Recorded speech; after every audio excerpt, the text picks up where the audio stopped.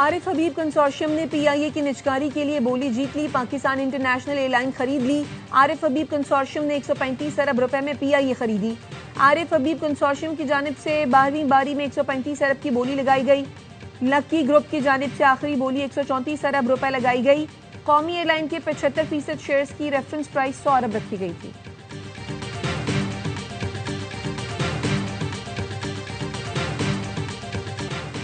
برطانوی جریدے financial Times نے field marshal Syed Asim Munir کو کثیر الجہتی خارجہ پالیسی کا ماہر قرار دیا۔ لکھا، فیلڈ مارشل سید عاصم منیر بدلتے عالمی نظام میں سب سے مؤثر اسٹریٹجک رہنما بن کر ابھرے۔ بدلتی عالمی سیاست نے مڈل پاورز کے لیے نیا مگر مشکل دور کھول دیا۔ فیلڈ مارشل درمیانی طاقتوں کے سب سے کامیاب ملٹی الائنر میں شامل ہیں۔ ٹرمپ کے غیر رسمی انداز کے ساتھ سب سے بہتر ہم آہنگ ہونے کا اعزاز فیلڈ مارشل کو جاتا ہے۔ پاکستان کی قیادت واشنگٹن، بیجنگ، ریاض اور تہران کے ساتھ بیک وقت روابط میں متحرک رہی۔ فیلڈ مارشل نے تیزی سے بدلتی عالمی سیاست میں پاکستان کے لیے نئی سفارتی مواقع پیدا کیے اور سفارتکاری کو بدلتے عالمی ماحول میں مؤثر انداز میں آگے بڑھایا۔ ٹرمپ کے ساتھ بر وقت خوش گفتاری اور نرم سفارتی رویہ مؤثر ثابت ہوا۔ پاکستان کی سفارتی کامیابی نے بھارت کو مایوس کیا۔ بھارت بدلتے عالمی حالات اور ٹرمپ کے انداز سے ہم آہنگ نہ ہو سکا۔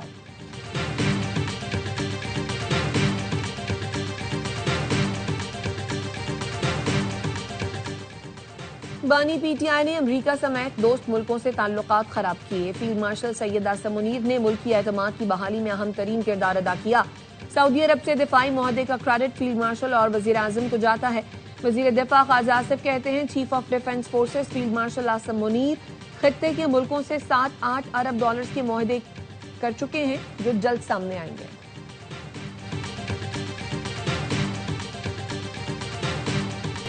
فیلڈ مارشل کو ملنے والا کنگ عبدالعزیز ایوارڈ پوری قوم کا ایوارڈ ہے۔ وزیر اعظم شہباز شریف کا کابینہ اجلاس میں اظہار خیال۔ تحریک انصاف کو پھر مذاکرات کی دعوت۔ کہا، پی ٹی آئی سنجیدہ مذاکرات کے لیے تیار ہے تو حکومت بھی تیار ہے، لیکن مذاکرات کی آڑ میں بلیک میلنگ قبول نہیں۔ ملکی ترقی اور خوشحالی کے لیے تمام سیاسی جماعتوں میں ہم آہنگی ضروری ہے۔ وزیر اعظم سے متحدہ عرب امارات کے سفیر سالم محمد سالم کی ملاقات، تقرری پر مبارکباد دی۔ وزیر اعظم نے مشکل وقت میں پاکستان کے لیے متحدہ عرب امارات کی مسلسل حمایت کو سراہا۔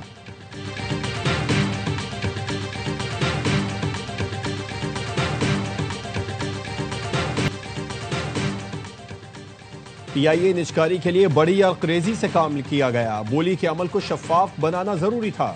وزیر اعظم شہباز شریف کا کابینہ اجلاس میں اظہار خیال۔ کابینہ کے خصوصی اجلاس نے پی آئی اے نجکاری سے متعلق نجکاری کمیٹی کے آج کے فیصلوں کی توثیق کی۔ وزیر اعظم نے تحریک انصاف کو پھر مذاکرات کی دعوت دے دی۔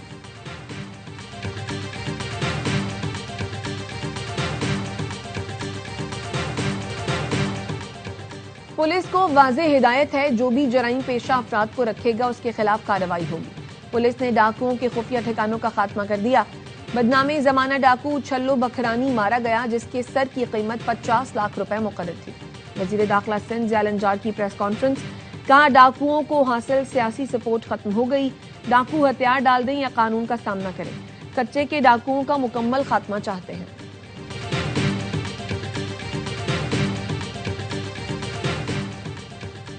بانی پی ٹی آئی سے اڈیالہ جیل میں ملاقات کا دن۔ علیمہ خانم، ڈاکٹر عظمیٰ اور نورین نیازی گورکھپور ناکے پر پہنچیں تو پولیس نے روک لیا۔ بانی پی ٹی آئی کی بہنوں نے فیکٹری ناکے پر دھرنا دے دیا۔ دفعہ 144 کی خلاف ورزی اور پولیس حملوں میں ملوث پی ٹی آئی کارکنوں کو گرفتار کرنے کا فیصلہ۔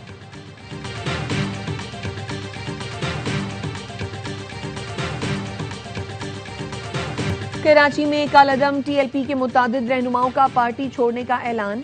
محمد ندیم کا کہنا تھا ٹی ایل پی کے بعض فیصلے جذبات میں آ کر کیے گئے، جس سے پارٹی اور ملک کو نقصان پہنچا۔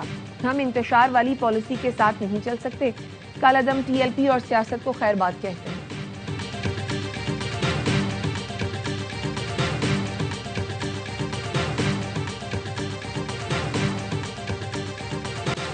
بین الاقوامی اور مقامی مارکیٹ میں سونے کی قیمت تاریخ کی نئی بلند ترین سطح پر پہنچ گئی۔ فی تولہ سونا 8,500 روپے اضافے سے 4,70,862 روپے کا ہو گیا۔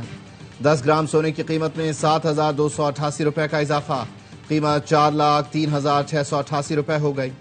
عالمی مارکیٹ میں فی اونس سونا $85 اضافے سے $4,485 کا ہو گیا۔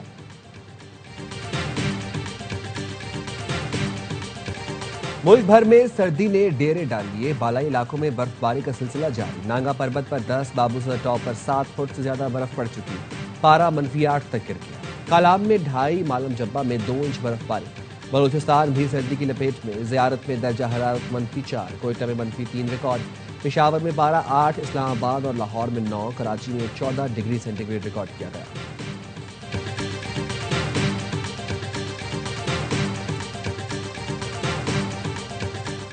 کرپشن اور اختیارات سے تجاوز کرنے پر ایف آئی اے کے 7 ملازمین کے خلاف کارروائی۔ انسپکٹر فخر عباس اور کانسٹیبل غلام مصطفیٰ غیر قانونی چھاپے اور بھتہ خوری پر برطرف۔ اے ایس آئی احسن مسکین مسافر سے رقم لینے پر برخاست۔ غیر قانونی امیگریشن پر inspector Fahad Iqbal, sub inspector Waseem Ubaid کی ترقی 2 سال، جبکہ سب انسپکٹر کرن فرید کی ترقی 1 سال کے لیے روک دی گئی۔ سب انسپکٹر تنزیل رسول کی اے ایس آئی کے عہدے پر تنزلی۔ ڈی جی ایف آئی اے کہتے ہیں کرپشن اور غفلت میں ملوث اہلکاروں کی ایف آئی اے میں کوئی جگہ نہیں۔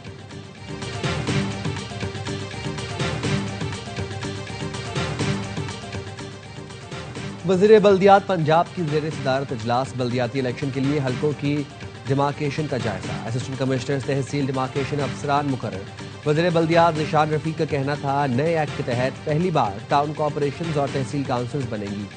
7 لاکھ سے زائد آبادی والے شہروں میں ٹاؤن کارپوریشنز بن رہی ہیں۔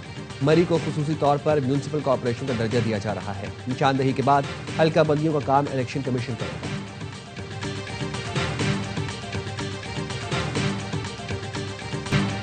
اقتصادی رابطہ کمیٹی نے انٹرنیٹ اسپیکٹرم نیلامی کی منظوری دے دی ہے۔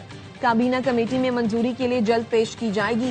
وزیر خزانہ محمد اورنگزیب کی نیوز کانفرنس۔ وزیر آئی ٹی شہزاد فاطمہ نے کہا جنوری کے آخری یا فروری کے پہلے ہفتے میں اسپیکٹرم کی نیلامی مکمل۔ اسپیکٹرم نہ ہونے سے پاکستان میں انٹرنیٹ کی رفتار عالمی معیار کے مطابق نہیں۔ 8 لین کی ٹریفک کو 2 لین سے گزارنے کی کوشش کرتے ہیں، جس سے مشکلات ہیں۔ 24 کروڑ عوام 274 میگا ہرٹز استعمال کرتے ہیں۔ 600 میگا ہرٹز اسپیکٹرم کی نیلامی کرنے جا رہے ہیں۔ 3G اور 4G کی کوالٹی بہتر ہوگی اور پہلی بار پاکستان میں 5G متعارف ہوگا۔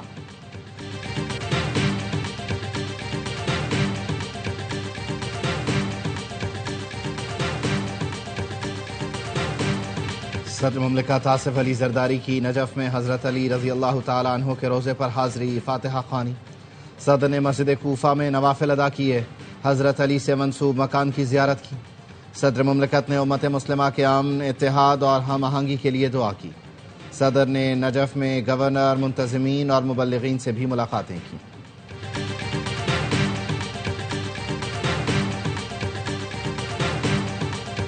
اور افغانستان انٹرنیشنل کرکٹرز کے لیے محفوظ نہیں۔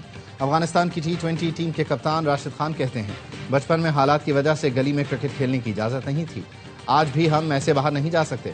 افغانستان جاتا ہوں تو بلٹ پروف گاڑی استعمال کرتا ہوں۔